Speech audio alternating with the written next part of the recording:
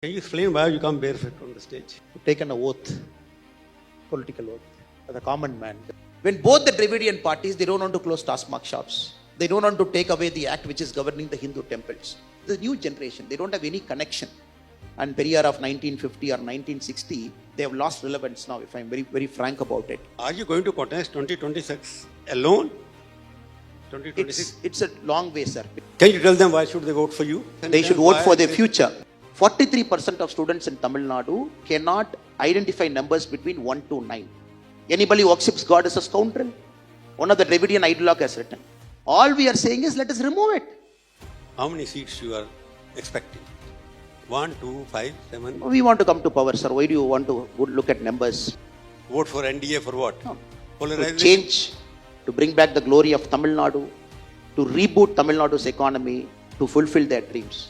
All four things you need NDA in Tamil Nadu in 2026.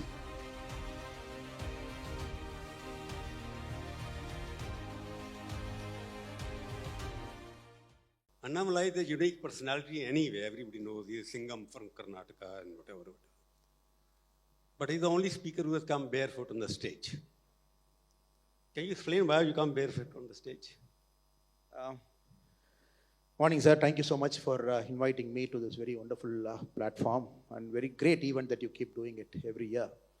And chapels have left it some time back now, maybe a month back now. I've taken an oath, political oath, as a common man, just being myself, sir. But you always go barefooted everywhere. Yeah, I walk barefoot. Once I kind of, wherever I go, I walk barefoot. So he's the only politician who goes barefoot most of the time. You have been in politics for 4 years now, isn't it? I think this audience would like to know very honest opinion that you were sent here, you are the youngest BJP state president anywhere in the country at that time. You became vice president first and then you became the president.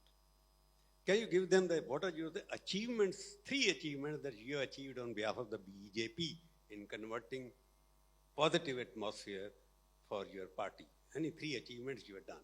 Failure, I will count many. In politics, nobody can do it alone, sir. Very frankly, I'm not just saying this because I'm sitting in a stage and I have to be humble with my answers. And you just cannot achieve anything, any single person cannot do it because it's a movement you're building. And the state of Tamil Nadu for a long time, people were waiting for an alternate discourse. And it is all a Dravidian-centric discourse. It is all revolving around a particular way of people talk, particular way of presenting facts. And for most people, the history of Tamil Nadu is shortened. They only focus from 1949, the birth of a certain Dravidian party and certain ideologues. And I would say, me and my team, the current set of team and our senior leaders, we have brought a very parallel narrative to the way the people of Tamil Nadu, they have to have a political discourse, a developmental discourse, an ideological discourse. That I would say is number 1. And second, BJP Tamil Nadu right now is from an infant to an adult. We are just in the transition phase. We are growing phase. And we have taken a lot of risk the last 3 years. Local body elections we have contested alone. We have contested alone in parliamentary elections. We are trying to build a base. In 68,000 booths, we have almost reached about 80-85% now. In the recent membership drive, we have crossed 48 lakh members in Tamil Nadu, which is very historic. People have joined BJP Tamil Nadu, that is number 2. And number 3 is, we are forcing the Dravidian parties to re-examine how they see development, to re-examine how they see a national discourse. So that is something which I'm more proud, though I'm stating this as a number 3, but I'm equally proud of the fact that the current team, we are being very aggressive at the ground level. We are forcing them to re-examine how they are looking at Tamil Nadu's past. 3 things I'll put it, sir. So you're saying 48 lakh votes, you're saying 48 lakh memberships. How many votes did you poll? Your members did not They vote just for concluded parliament elections in 2024. The ND Alliance, we polled 81 lakh votes. We got 80 lakh and odd votes, 81 lakh roughly we got. And BJP on our own, in our symbol, we got more than 50 lakh votes, 50 lakh and odd votes, which is 50 lakh, 50, yeah. You are saying that we are trying to build a base. There was a time there were almost half a dozen MPs from Tamil Nadu for BJP. And that was the golden period of BJP at that time. The BJP has been shrinking in terms of representative in the Lok Sabha as well as in the Assembly. So when you number of votes, you may be getting more, but it's still stagnant as percentage of the total votes polled.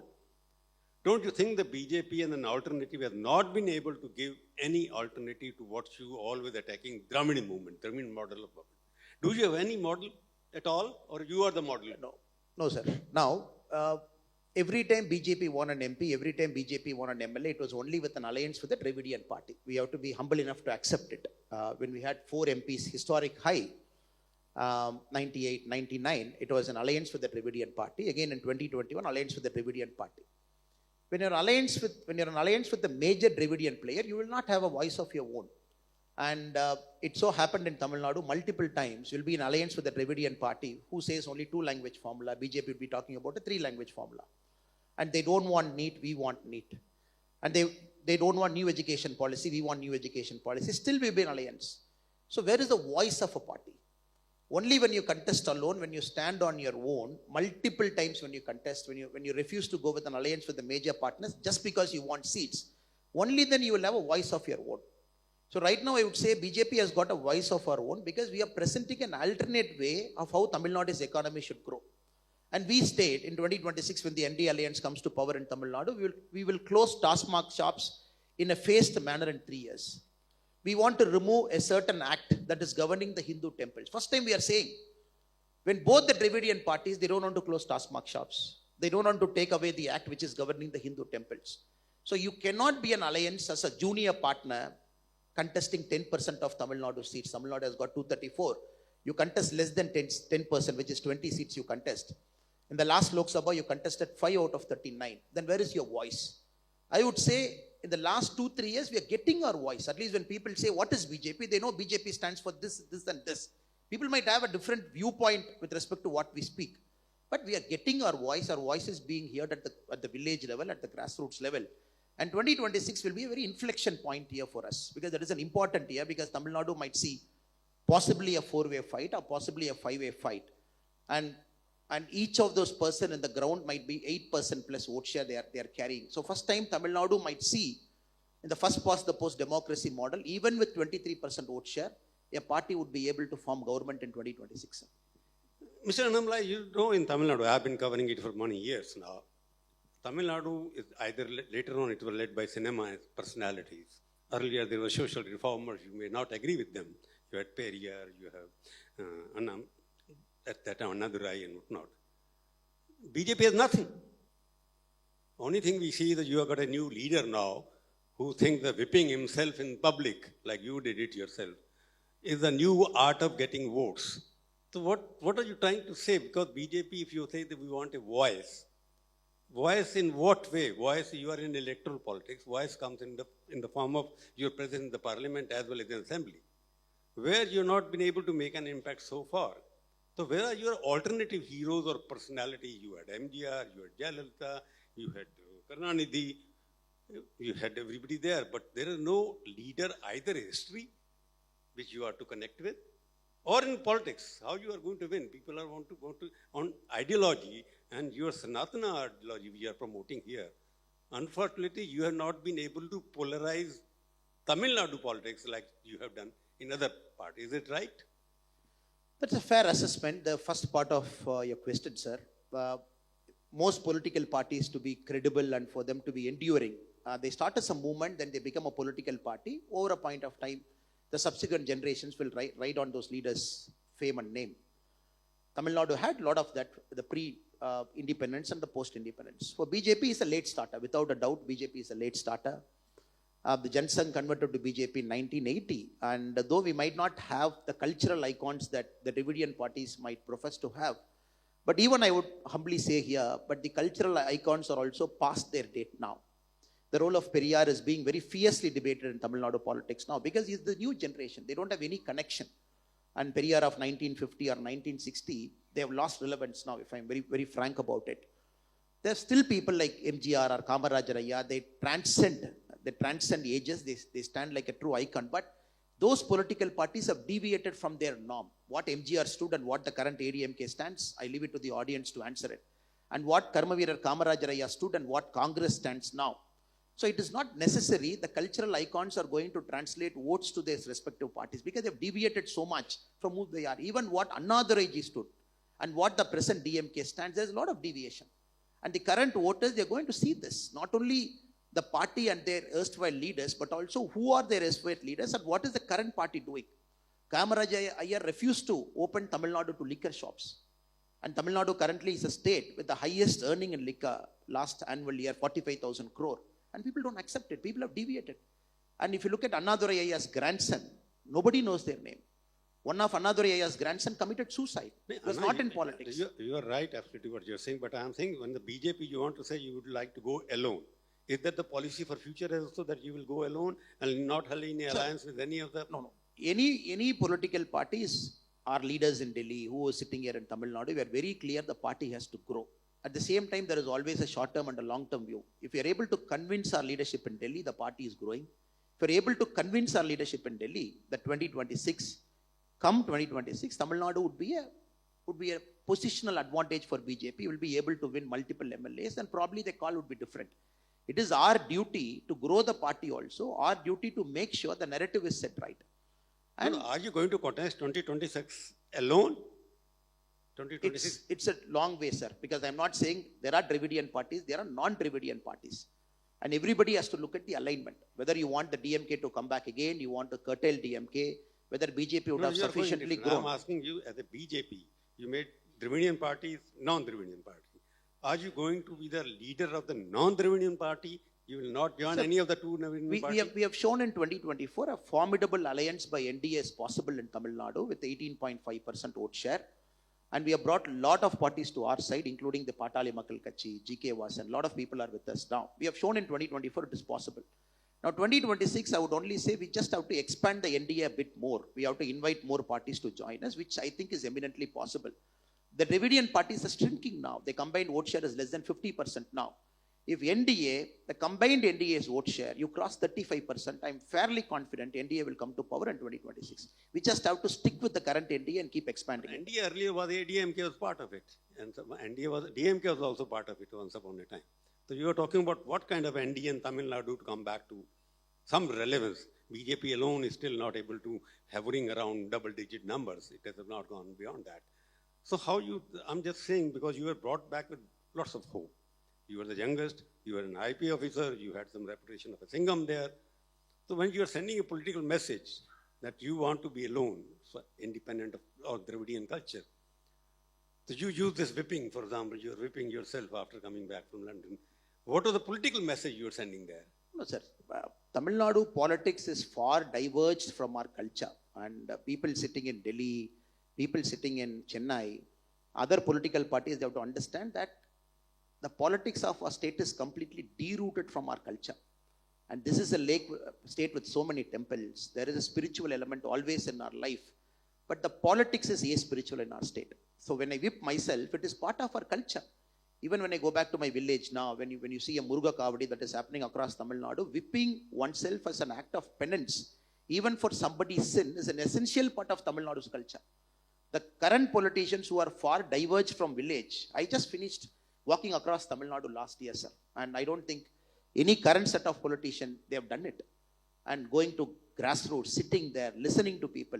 So I am fairly confident with all humility, we represent what Tamil Nadu thinks at the tier 2 and tier 3 level. So whipping myself is not an act of getting votes or not an act of trying to make a media news. It is to connect with the local culture to say, as politician also, I feel responsible that what is happening in Chennai is not acceptable. Who made the mistake? How it got to be prevented? Systemic failure, that is discussion for some other time. But being a politician in this state, I feel partly responsible for the collapse that is happening essentially at the law and order level. So if you come with me to my village, to the places that I take you, you see whipping happens. People whip themselves. It is not, I made a mistake, I'm whipping myself. Even for others you do it. That is an essential part of Sanatana Dharma. That is the law of the land. But the politics is spiritual. And people sitting here in Chennai are far diverged. They might make comments, they might troll, they might do a lot of memes. But they don't represent the actual class that is sitting in a tier 2, tier 3 or in a rural village. You know, the question, sometimes it's a question of interpretation. That Annamalai is trying to become also like the film star here, political film star, doing all these what you're doing. you're walking all the time, and you are an IPS officer. You mean to say to get attention, you have to do all the theatrics which you did. That's what you're trying to say, that you want to connect with the people, in way that you did it. But you have been walking all the time, you have been talking all the time, and you suddenly ran away to London to study. I have not seen a political leader who goes immediately after the loss of election, goes back to London to study. What were you going to study there? Sir, I probably next year also I might go for a higher study. I don't think it is wrong. A politician has to be ahead of the curve. You have to learn. That is why the next session you got my former professor who's sitting here, Professor Iman Shirai, who's sitting here. And politician has to keep updated, sir. The gone are the days when a politician has studied something and then you are a people's leader, you sit in a room. Now, world is changing so fast. We are not even connected to what China is thinking, what UK is thinking, what the US is thinking. The current politician, you just want to listen to the secretary around you, look at a briefing note, just sign and then go out. I don't want to be such kind of a politician. I want to keep updating myself. Last year I went to US, I did an Aspen fellowship. This year I went to UK, did my shifting. I don't think there's anything wrong. And this program, whatever I did, it happened 1 year before, permission was taken. And even the young audience was sitting here, they want to keep updated. When we tell the students to upskill, to keep expanding their growth, why is it not applicable to a politician? When you ask the civil servants to go for a mid-career training program as DIG, and why is it not applicable to a politician? His politician has jumped from heaven. Just being in Tamil Nadu, being a politician, we know everything, sir. We should have the humility to accept, I don't know. We should have the humility to accept, let me go out and learn. And the current set of politicians in Tamil Nadu across India should understand upskilling ourselves in politics is part of an essential role. Because we are not doing justice. You collect 3 lakh crore taxpayers' money in Tamil Nadu, and then the politician lords over it, and then the bureaucrats decide how the money should be spent. So what is our contribution in it? India, especially Tamil Nadu, has become a bureaucracy-driven state. Because the politicians are not knowledgeable enough. No, you want a knowledge, you want to skill yourself, but you think the London and Oxford, wherever you went, has a better techniques to teach you how to handle Tamil Nadu politics than... No, it is not about Tamil Nadu politics. It is about becoming a better leader. Even a government primary school in Tamil Nadu will teach you to be a better leader, provided we have the time to go and sit in that government school and come out and listen to some teacher. And what you do, essentially, is you are trying to show the world and to yourself that you are trying to improve yourself as a person with all humility. And nobody can sit in a chair and say that I know everything. Unfortunately, Tamil Nadu politics, I'm making this statement, it is a bureaucracy-driven state. You look at right from our chief minister to all the senior leaders, what vision they have, what is the vision they are presenting, where do they sit? So, BJP wants to be different, we want to be different, we want to tell the people of the state that we are aware of the world what is happening, we are aware of our country what is happening. Given a chance when we come to power with people's Ashirvadam, we want to stay ahead of the curve so that we position Tamil Nadu 25 years from now where the state has to go. Not keep looking at our past glory and keep saying that it's a great state, great state. It's a decelerating state. Any indicators you see, it is decelerating, sir.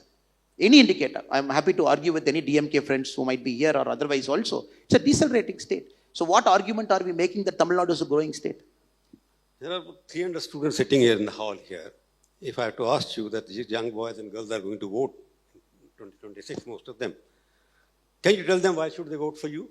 It's very clear, sir. They should vote for their future. Very clear, they should vote for their future. Like a slogan. They should vote for their future. It's very aspirational. They all have a lot of dreams in their mind. The only question they should ask is whether the state is enabling themselves to reach to their dream. We will enable themselves to reach to their dream. They want better infrastructure. They want better quality of living. They want better standard of living. They want better commuting standards. They want better law and order. And more importantly, we want to bring the world's best to Tamil Nadu. Not necessarily they should go to the world to search. We will bring the world to Tamil Nadu. It is possible. For that to start, we have to accept, sir, Tamil Nadu is not at the right place now. Not at the right place now. Maybe it was 20 years before. In 2024, Tamil Nadu is not where it has to be. And these kids, the young kids, when they have so much dreams ahead of themselves, they should look at the future, not at the past.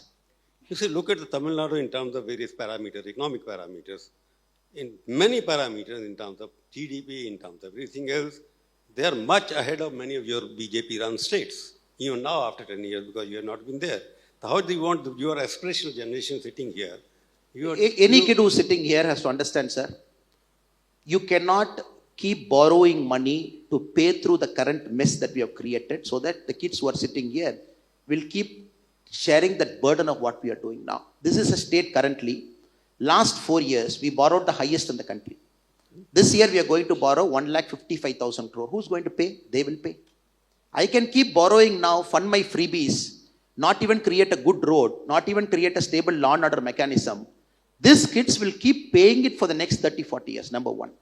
Second, when you have to compare to any BJP ruled state, Maharashtra is number 1 in the country, Gujarat is number 3, Uttar Pradesh is number 4, Karnataka, which we have ruled at multiple points of time, again at number 5.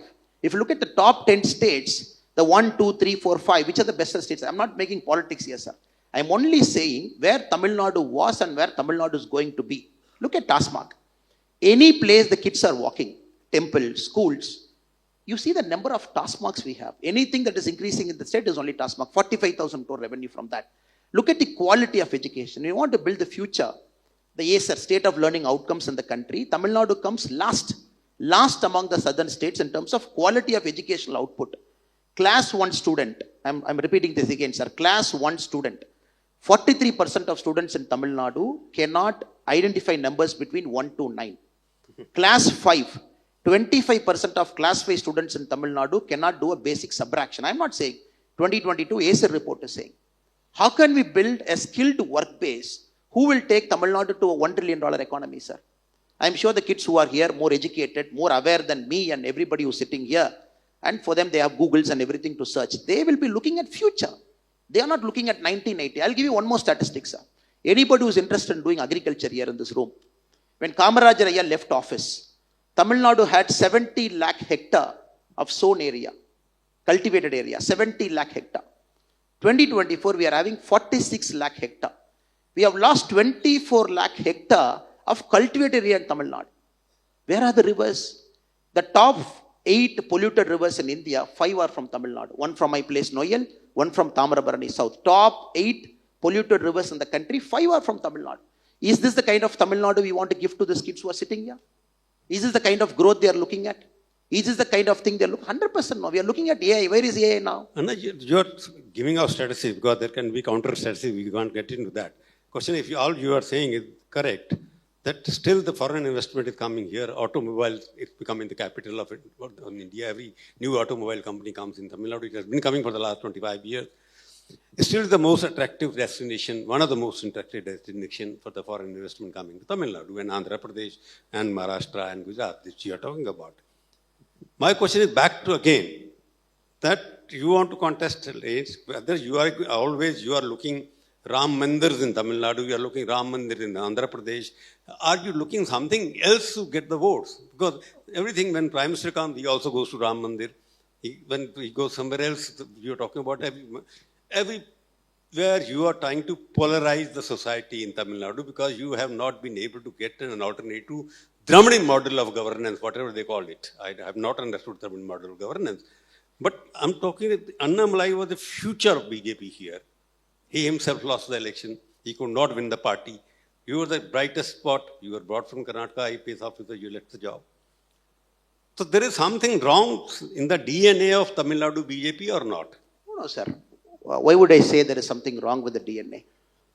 Ram Temple is not a project of polarization. It is happening for the last 150 years, right from the late 1800, right after independence. All through the thing it is. It is not that BJP came in 1947, Janasangh, and BJP came in 1980, April 6. BJP invented Ram Temple. It was there for a long, long time, and BJP spearheaded it. A lot of people spearheaded it. And we have to understand, when one side of the country does appeasement politics at a great level, when other side is not doing appeasement politics, I don't think it is fair to point at the other side to say that you are doing Hindutva-based politics. Even in Tamil Nadu, sir, let's be very fair. This is a state where all people live together, be it Hindus, Christians, and Muslims, no doubt about that. They have to live together. That is the essential fabric of any society, be it the country, be it the state. But I can just present a simple argument here to say the state of the temples in Tamil Nadu, where it is. I want my Muslim friend, my Christian brother, and my Hindu sister all to go to a place of worship which is not throttled by the state. You have a system here where the Hindu temples are throttled by the state control. You appoint officers, right from Hundi you touch, close to 4 lakh acres you have, which you want to have control. This, when I argue, how will I become Hindutva now? I really don't understand. when it is happening for a long, long time, when the state as a project is trying to throttle the majority community in the state, if I kind of present this as an argument, how can people call me Hindutva, sir? We clearly want churches and mosques not to be touched by the state. Likewise, we clearly want the temples not to be touched by the state. If I say this, how will I become Hindutva? This state is becoming. Again, the point of argument. So we have to understand, when a party has to grow, you should be ready for electoral setbacks. We are very proud of the fact BJP has crossed the double digit. We are at 11.5. We will cross 20-25% in 2026. You got to do it. If you don't take a risk, you ride coattails below a Dravidian party, and BJP's vote share continue to be at 2.5%. Where will the voice? At least people will know BJP stands for this, correct? Whether they agree or not, it's a point of different order. But at least they should know what is BJP standing for in Tamil Nadu. Now we are very clear. We are standing because we want to remove temples from state control. In 3 years, we will close TASMAC. We will invest in primary education. We will invest on skilling. When you are with an alliance party, we want new education policy to come to Tamil Nadu. Whom will you align as a Dravidian party when both do not want new education policy? So you mean to say your first agenda will be to get the temples of Tamil Nadu out of the state control? That will be your first item. One of the agendas, sir, not the main agenda. Of course, development is important. Cultural is very important. Everything is part of politics. And everything has to go hand in hand. And people are waiting for a long time. You got to free it. Even when you go to a temple, there is a slogan right outside temples in Tamil Nadu, big temples. Anybody who believes in God is a fool. Anybody who worships God is a scoundrel. One of the Dravidian ideologue has written. All we are saying is, let us remove it. I am not saying we are going to throw the stone away. We will put it in the public place. Anybody has got the courage to put it outside a mosque or a church here in Tamil Nadu? You don't put it. Why are you